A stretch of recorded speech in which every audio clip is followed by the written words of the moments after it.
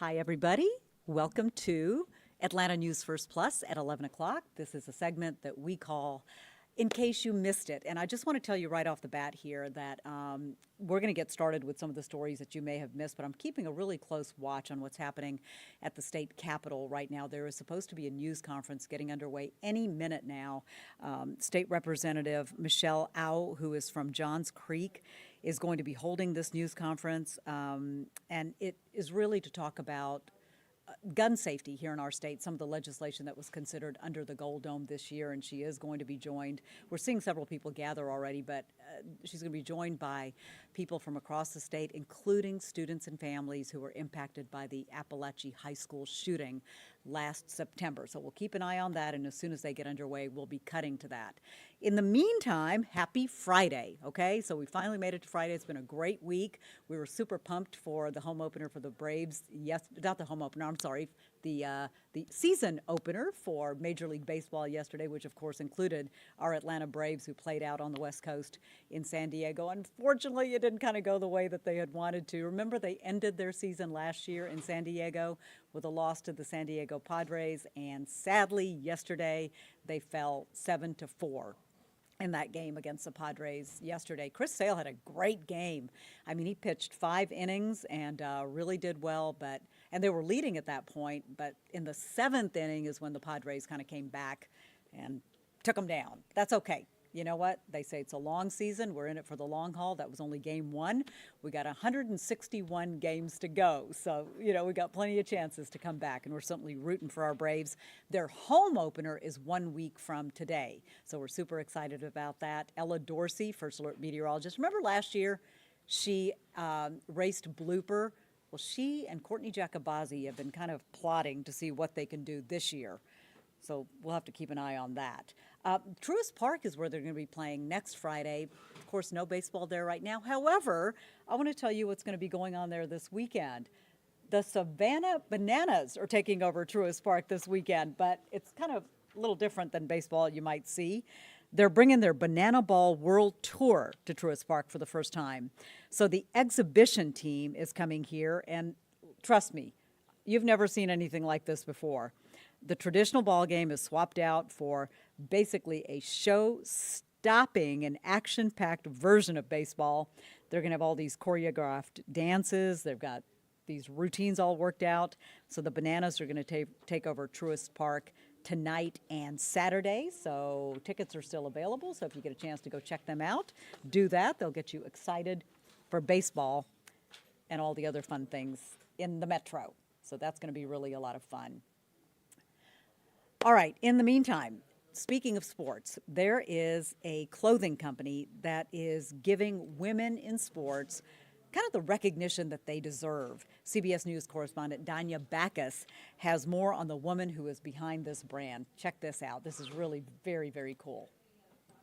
Esther Wallace took a chance on making emerging women's sports fashion forward. It was really just me having my experiences as a woman in sports, as a female athlete, and trying to problem solve and fill the void of the brand that was missing. She launched Playa Society in 2018, streetwear that promotes representation in women's sports, with her first female athlete t-shirt taking a stand against gender bias. In a space where everybody was saying it wasn't worth the time and the effort to celebrate women in sports, I decided to double down and do the most and give more time and more effort. Wallace weaves culture and storytelling into her hand-sketched designs, putting the spotlight on women with sports merch featuring their faces, teams, and stats. I always say someone had to be the first. WNBA legend Cheryl Swoops is collaborating with Playa Society and Wallace. Everything about what she does, everything about what she represents and what she stands for are things that I align with. Partnership there, really empowering women's sports. We want to take you now to the state capitol where there is that news conference taking place with Representative Michelle Au regarding gun safety in our schools. That I learned my daughter was physically safe, but the trauma she carries with her will stay forever. The emotional scars, the PTSD, are now parts of our lives, and I'm terrified to send her back to school.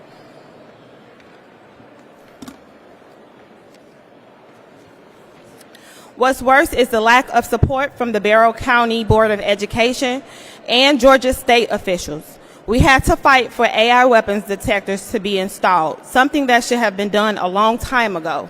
Since the shooting, there have been several other safety issues that remain unaddressed. Thoughts and prayers are not enough. We need action. This tragedy was preventable, and stricter gun laws and proactive safety measures could have saved lives. Gun laws in Georgia are far too lenient, making tragedies like this more likely. We need more stringent background checks, mental health evaluations, and mandatory safe storage laws. There should also be regular renewals for gun carry permits to ensure responsibility. Right now, people care more about the right to carry a gun than the safety of our children, and this needs to change now. Governor Kemp, I also urge you to reconsider the proposed cell phone ban in schools. During Appalachia's high school tragedy, it was only through text messages that parents knew what was happening. While I understand the concern about distractions, cell phones are a vital lifeline in emergencies. We need to adapt our safety policies to modern times, just as we need to adapt to the presence of school shootings. I ask you to prioritize the safety of our children. Please reconsider the cell phone bans and take meaningful action to reform gun laws. Our children's lives depend on it. Thank you for your time. I'm going to turn it over to the Midtown students.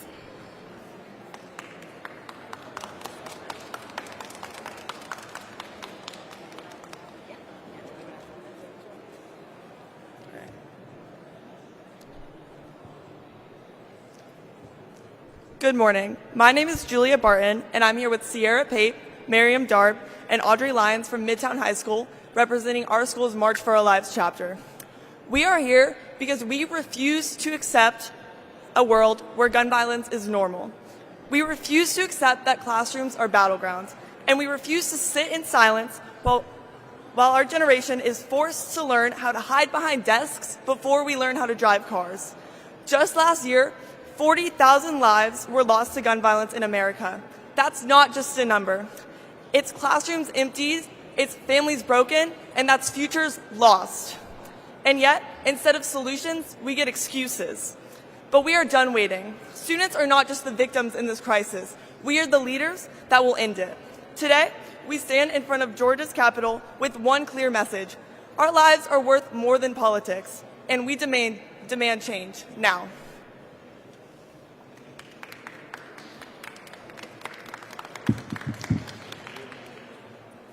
My name is Audrey Lyons, and last fall, March for Our Lives led our entire student body to walk out against gun violence and in support of Appalachia High School.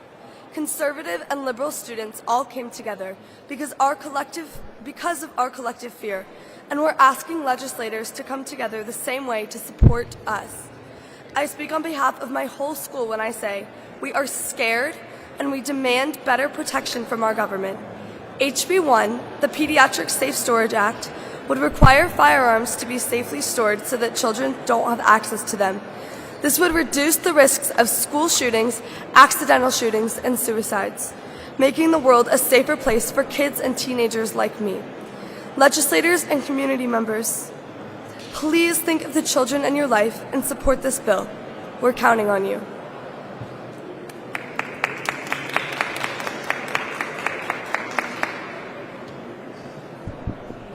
My name is Miriam Darb. For too long, safety has depended on privilege, on where you live, what school you go to, and how much security you can afford. But bills such as HB 1 and HB 469 can change that. It ensures that no matter where you are, your right to live without fear of gun violence is protected. We refuse to accept that active shooter drills should be as normal as earthquake or tornado drills. Gun violence is not a natural disaster, it's preventable. We are here to demand real change and not just survival strategies. Our lives should not depend on luck, privilege, or politics. They should be protected by law.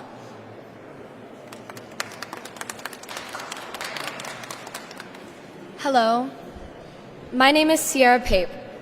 I walk through metal detectors every day to go to school, We have auto-lock gates around every single wall of our school. We have the Centrigix button system, and we have more school resource officers than what is required. House Bill 268 is expanding these resources to schools across the state, bringing about some necessary change. Every child in Georgia deserves proper protection and equipment. Thank you for this energy and change. The police response at Appalachia had these resources, but still, the 14-year-old shooter was able to kill 4 people, 2 teachers, 2 students, in less than a minute before SROs detained him. With robust security measures, 17 guns were found within my school district in the 2023 to 2024 school year on students. We cannot discuss school safety and school safety legislation without discussing gun safety first. We cannot be reactive. We must be proactive in the fight for safe schools across Georgia. I urge you to care for vulnerable citizens of Georgia, children who are just trying to learn in the classroom. Pass safe storage laws, including specific protections for children. Ensure that all gun purchases and transfers are subject to background checks. Create mechanisms to identify and prevent firearm purchases by individuals who are at risk for illegal or violent activities with guns. Georgia can emerge as a leader for gun safety, for Appalachia, and for every student in our state. Next, we're going to be having Layla Contreras speak from Change for Chi.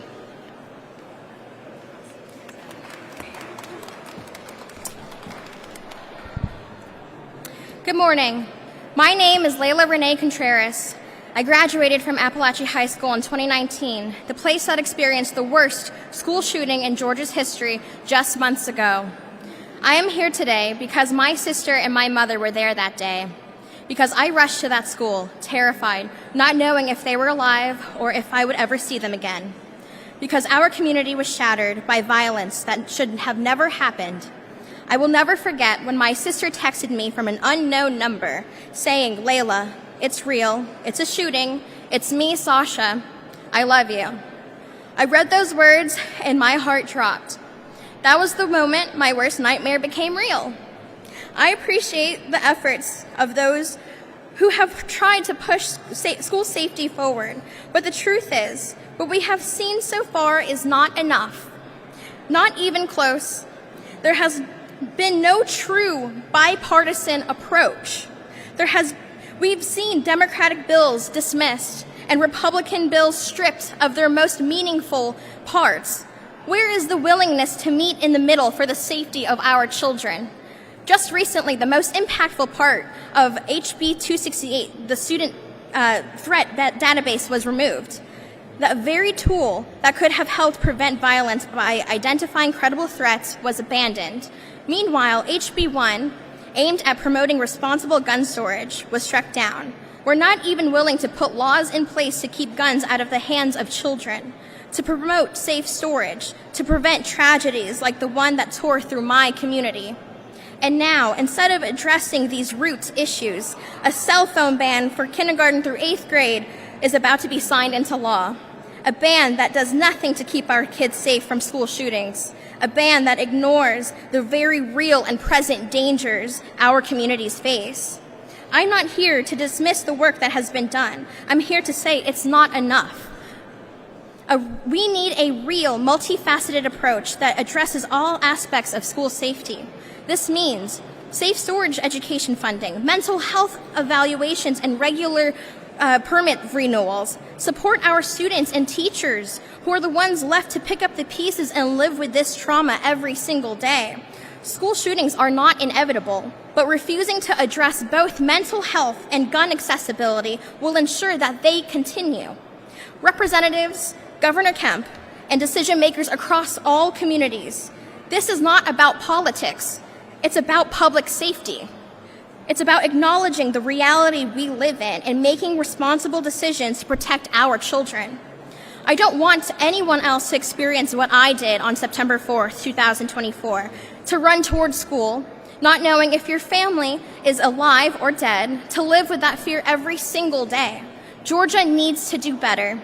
We need comprehensive, meaningful reforms and laws. and we need them now because anything less is unacceptable. Thank you.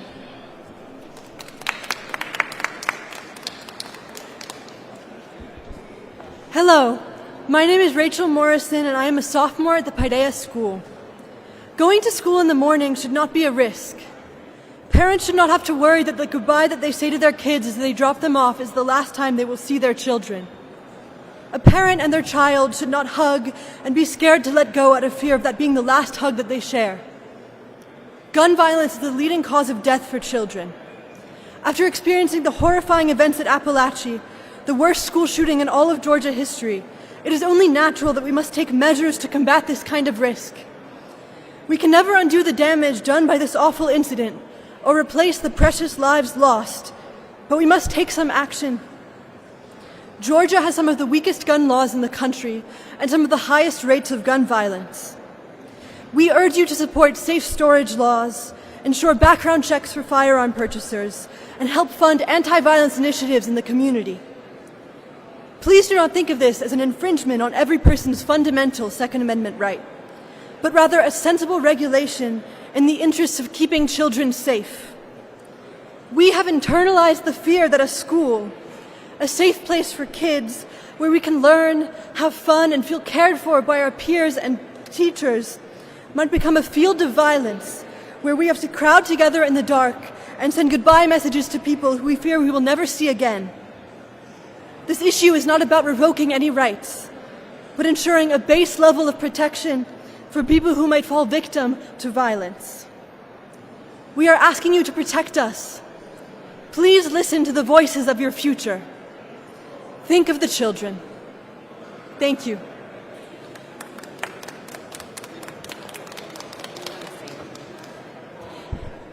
Thank you so much to all of the brave students and families who took the time out of their lives to be here today.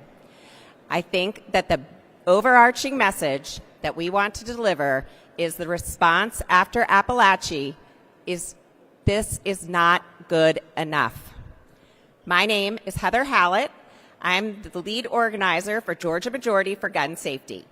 We are a coalition of gun safety advocacy groups across Georgia working hard to ensure that public policy reflects public opinion on gun safety.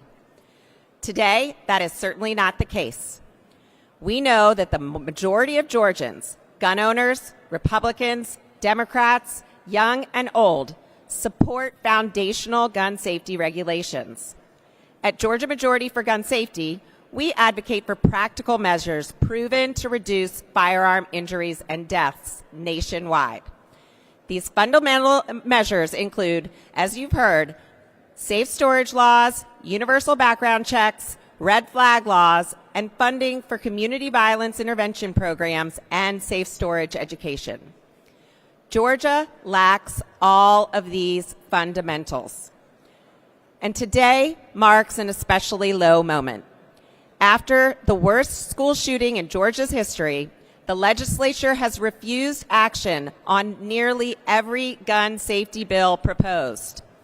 Even worse, they advanced legislation, SB 204 and SB 47, that would further expand firearm access in a state that already has very few safeguards. Additionally, today we heard that the one piece of gun safety legislation, HB 79, which would have been a tax credit on gun safety locks and safety training courses, has been neutered and now includes the language from SB 47, which includes a tax holiday on all gun and ammunition purchases. Again, I tell you, this is not a good enough response, and I hope that the representatives in the House know that we are watching this legislation and we will be activated and calling if any of these bills should become law. Despite this, I am certain that we will make progress in Georgia. The powerful testimonies of the young people today and our growing coalition of advocates gives me hope and fuels my determination to continue this fight. Foundational gun safety laws like HB 1, the Pediatric Safe Storage Bill, are proven effective. A 2000 study published in the Journal of the American Medical Association of Pediatrics estimated that up to 30% of juvenile firearm deaths in states without safe storage laws can be directly attributed to the absence of these safeguards. To put that in perspective, in Georgia, passing a child access prevention law could save about 60 innocent children's lives every year. Fighting for these children is worth every effort, and I deeply appreciate everyone who is here today and stands with us. I also want to thank legislators from both parties who have supported gun safety measures throughout the session. Special recognition, of course, goes to Representative Michelle Au, the sponsor of HB1 and a host of today's press conference, and also the sponsor of other gun safety bills. There are many other legislators who have joined us in advocating for gun safety legislation, and we sincerely thank you all. To the many legislators who have done nothing to advance gun safety, I have a request. If you are not listening to us now, we sent you an email today with videos from a variety of Georgians begging you to take action on gun safety. Please listen to them. They, along with the young people and families here, are telling you that progress is coming and the future is inevitable. We urge you to stop listening to the minority of loud, extreme voices and start listening to these students and families and the majority of Georgians. We are not going away. We will be here next week, and we will be here next year. We'll be at the top of the stairs.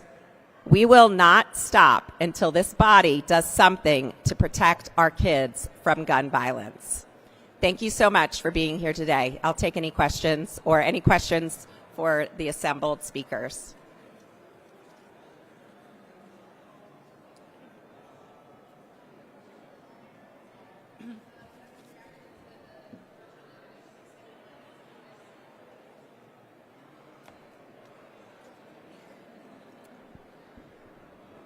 I do have a reaction.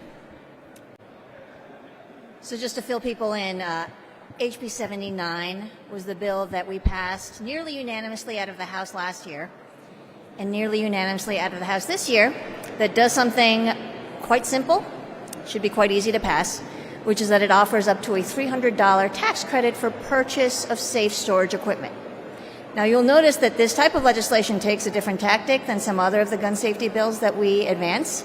It does not ban anything. It does not penalize anything. All it does is it incentivizes what we recognize to be responsible gun-owning behavior, which is to store your guns securely, especially if you have children around that can access them. So what happened this morning in the Senate Finance Committee is that HB 79 was essentially completely neutered. The actions of the committee took out the key lever within the bill, which is offering an up to $300 tax credit for the purchase of safe storage equipment. I'm going to note that this is a type of legislation, almost to the word, that was passed fairly effortlessly in Virginia, which is sort of an analog state to us, and was signed into law by the very conservative Governor Glenn Youngkin. What SB 79 now does is that it proposes, I believe, a 4-day sales tax holiday for purchase of gun paraphernalia. I'm not exactly sure what this bill aims to do at this point. I don't know if they think that the activists who are here and the students and the families that are listening are stupid enough to think that this is action on gun safety. But I assure you, they are not that stupid. And I am not that stupid to accept that line that they care enough to exert the effort that is needed to move real change in this state. I'm deeply disappointed in what happened to HB 79.